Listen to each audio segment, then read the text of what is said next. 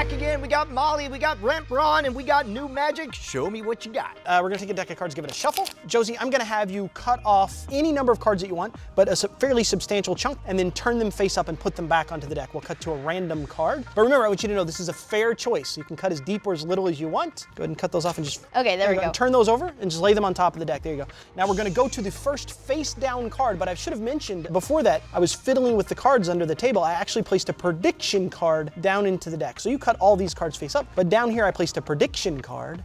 That prediction card's the 8 of spades, but you actually cut to this card. What's interesting is that if we look through here, we won't see an 8 of clubs, and every deck has 2 black 8s in it. What is happening? Which means the card that you cut to What? is the 8 What? of clubs. I didn't. Good job. But I'm job. so smart. I know, it was all me. Oh my God, I had this moment of my brain completely breaking, and then I've reconstructed it, and if the answer is as simple as I think it is, then I'm a big dumb dummy, and this trick is great. It's one of the tricks that I like because it's super simple. You're revealing the method at the end, which is giving you the reveal. Right, I think of it as, I've heard it called the Texas sharpshooter fallacy, where you shoot first, then you paint a target around it. We've talked about it on the show before, but there is a thing where you flip some cards over, you flip more cards over, and then really you end up forcing the top card to someone, which is what I thought you were doing. Right. But the fact that you just turned over the once, I was like, this is the fair part, now comes the unfair part, and instead you're like, nope, we're done. Yes. And now I'm having a hard time reconstructing what comes next. That's why I think it's such a great trick for magicians, right? Because it also leads them down that path, right? If you have buddies who sort of know a couple of magic tricks, this will just destroy them. Because as soon as you start to do what we commonly refer to as the cut deeper force, right, they will go, oh, I know this, he's forcing a card. And then when you immediately abandon that, they're sort of confused by how it could have, it's harder to retrack. So as I'm trying to retrack, I guess what you must have done, and I genuinely am only guessing, is that the prediction is just face up at the bottom. You just have them flip it over, and then you just spread, and you're like, this is the card you picked? No, because it comes out face down. Oh, okay, then how does that work? Right. Although that's actually a clever method. Of you just created my new favorite force, Brian. Do me a favor, Brian, cut off the cards anywhere you want. Just cut off a group of cards. Yep. And you cut to the 8 of clubs. Ooh, that's my new favorite force. We're calling it the Brian Brushwood force. I invented something. That's pretty good. It's really clever. It's a little bit more than that. So what's happening here is we have a little bit of a setup here, but the setup is recycling in to also be the reveal. So in this situation, I have 2 8s. And a chunk of cards. It doesn't have to be many cards, but 5 or 6 cards, and then the other 8 face down on top. Then that goes on top of the deck. Okay. Okay, so that's the setup. 8 of clubs, or any card that matches this one.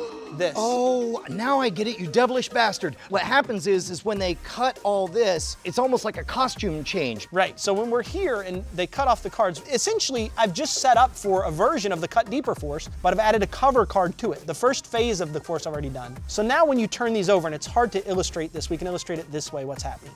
So when we turn these over, all that's happening is it's setting my prediction card reversed in the center, and then adding 4 or 5 cover cards to it, the top of which is the matching 8. So the number of cards you think you're selecting at the beginning is not what's actually reflected on there, but it's close enough. That is correct. And that's also why I sort of tell them to cut fairly deep, a substantial chunk of cards. Because if they cut too thin, they could get cut to the other card, but they could also get a very weird change where they've cut to 9 cards and they see 2. Which is awkward and hard to, ta-da, magic. Right. So instead, I want them to cut fairly deep. Now the great thing is if you're doing this for magicians, I can let you do everything, Brian. Here, take the cards into your hand. Yes. I want you to cut off a substantial chunk of cards, turn them face up. Okay. And place them onto the packet. There you Okay. go. Spread through and take out the first face down card, the one you randomly cut to. Oh, yeah. Put that there. But if you continue to spread, you'll see that I also placed a prediction card a little bit lower. Place the prediction card right there. Oh, that's beautiful. And now everything happens in Brian's hand. He did everything. And now those cards match. Gorgeous. Oh, that's so good. All right, Josie, do you think you can do this? Yes. Okay, I do think I can do this. This one's easier. Dad. Yes. You rarely fool me, but this time you... Yes. I like that. I'm glad that I fooled you. You fooled me too. Okay. 4 or 5 cards like this. Yeah. Then I put this one Yep. here. Yep. And then this one Face down. face down. And then you're set. Square it up. Okay. So, any of you take like a big chunk of this? Do you want to do it, Molly? Sure. Yeah. Like that? And then you flip it upside down and place it back on. Yep. Then you spread it out. Well, you don't want to spread it all the way out. You want to start thumbing through it Okay. so that you can end up on the card that she picked. Okay, so we're going through and then here. Yep. So we're gonna flip this. Let's just lay this one down for now. Oh, we'll lay that one yep, down. Yep. Then we have a prediction card, which Yeah, is we pretty do. awesome. Now we're gonna flow it all, right? Like, and if you look through everywhere, you can see that there is no 8 of Spades. spades. I never know what the name is. That's okay. No other black 8. Yes. And there should be one. But where? Any trick that you end with is a good trick in my book. Exactly. Can I knock so over the great. table? Yeah, right? Oh my God. Where should people go? What website should they visit? brickandmortarmagic.com. You can find all my stuff there. New book, Plots, Ploys, and Other Cons. You can check that out. My face is in the book. Oh yeah, that's true. What page? Tell them what page, because I always forget. You remember the page. 64. 64. Page 64. You can see my daughter's face in the book. Here, just cut the cards anywhere you want. There you go. Just set them down. Set them down. Okay, let's see. You cut 2. The 8. Oh my God, they match. What?